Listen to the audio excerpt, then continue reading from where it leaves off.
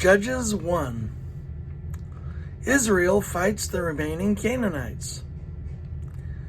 After the death of Joshua, the Israelites asked the Lord, "Who of us is to go up first to fight against the Canaanites?"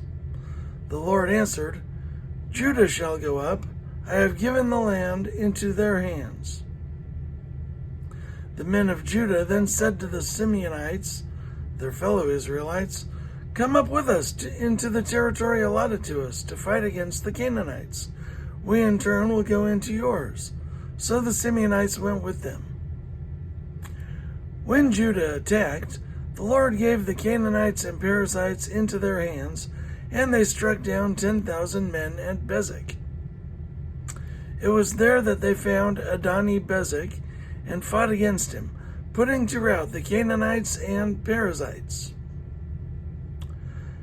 Adoni-Bezek fled, but they chased him and caught him and cut off his thumbs and big toes.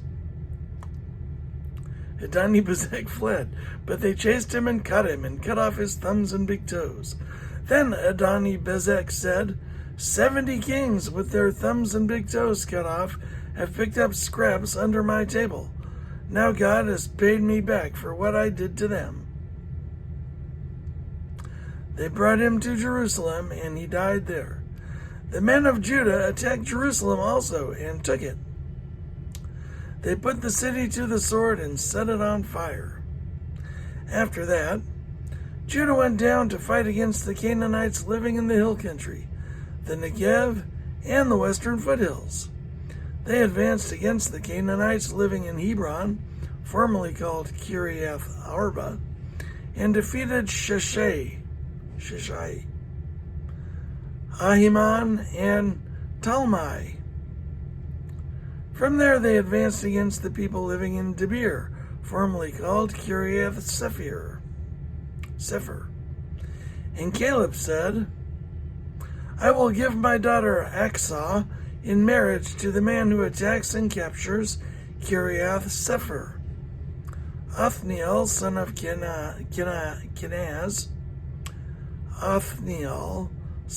Kenaz, Caleb's younger brother, took it. So Caleb gave his daughter Aksah to him in marriage.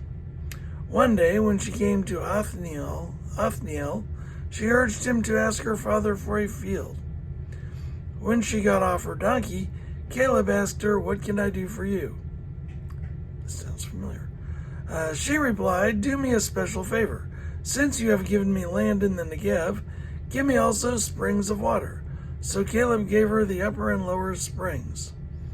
The descendants of Moses' father-in-law, the Kenite, went up from the city of palms with the people of Judah to live among the inhabitants of the desert of Judah in the Negev near Arad.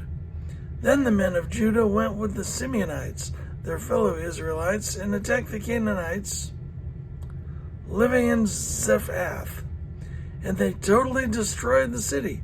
Therefore it was called Hormah. Judah also took Gaza, Ashkelon, and Ekron, each city with its territory. The Lord was with the men of Judah. They took possession of the hill country, but they were unable to drive the people from the plains because they had chariots fitted with iron. As Moses had promised, Hebron was given to Caleb, who drove from it the three sons of Anak.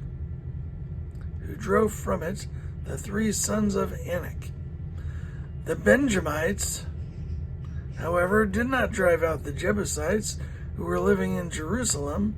To this day, the Jebusites live there with the Benjamites. Now the tribes of Joseph attacked Bethel, and the Lord was with them. When they sent men out to spy out Bethel, formerly called Luz, the spies saw a man coming out of the city, and they said to him, "Show us how to get into the city, and we will see that you are treated well." So he showed them, and they put the city to the sword, but spared the man and his whole family. He then went to the land of the Hittites, where he built a city and called it Luz, which is its name to this day. But Manasseh did not drive out the people of Bethshan or Tanakh, or Dor, or Ibleam, or Megiddo, and their surrounding settlements, for the Canaanites were determined to live in that land. When Israel became strong, they pressed the Canaanites into forced labor, but never drove them out completely. Nor did Ephraim drive out the Canaanites living in Gezer, but the Canaanites continued to live there among them. Neither did Zebulun drive out the Canaanites living in Kitron or Nahalal, so these Canaanites lived among them, but Zebulun did subject them to forced labor. Nor did Asher drive out those living in Akko or Sidon or Alab or Akzib or Helbah or Aphek or Rehob. The Asherites lived among the Canaanite inhabitants of the lands because they did not drive them out. Neither did Naphtali drive out those living in Beth Shemesh or Beth Anath, but the Naphtalites too lived among the Canaanite inhabitants of the land, and those living in both in Beth Shemesh and Beth Anath became forced laborers for them. The Amorites confined the Danites to the hill country, not allowing them to come down into the plain. And the Amorites were determined also to hold out in Mount Heres.